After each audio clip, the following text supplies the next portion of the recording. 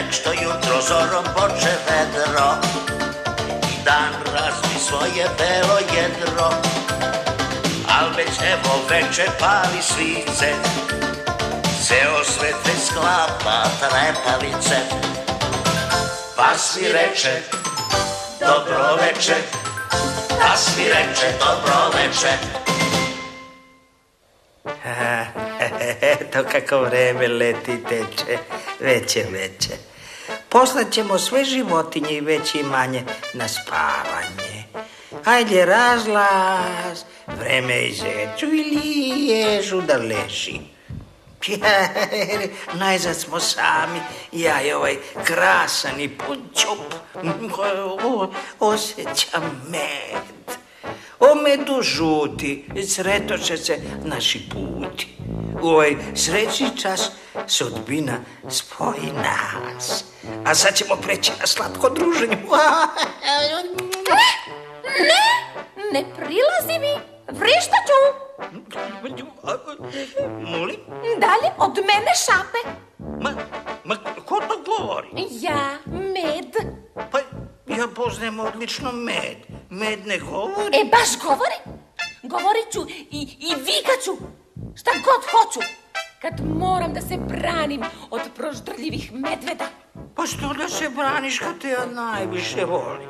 Ali ja ne pripadam tebi. Pa nego kome? Dobrim i vrednim malim pčelama. One ne vole kradljivce. Ali pčele već spavaju. Ali ja ću da ih probudim.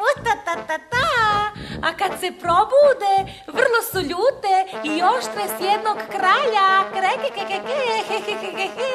Da ih budim, a?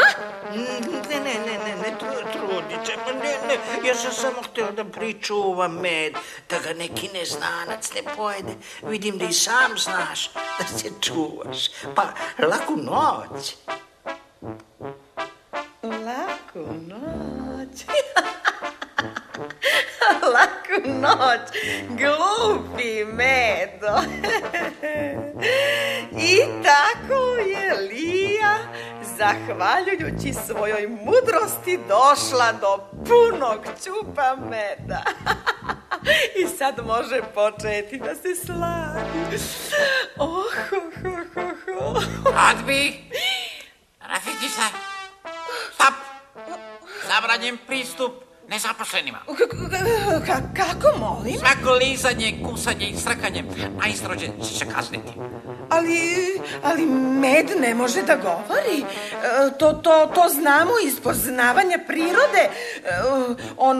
Medi sam ja govorila. Poznavanje prirode. Draga moja, možda niste stigli do te lekcije. Možda. Želite da sad pozove male ostre pčele ili ćete se udaljiti mirno? Ne, udaljit ću se. Ja sam sve to onako u šali, iz sporta, tako reći. Pa zbogom ostaje, poštovani Medu.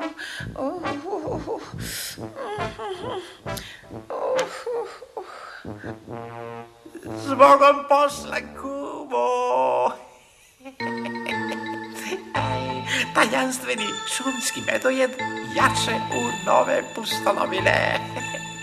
Blac.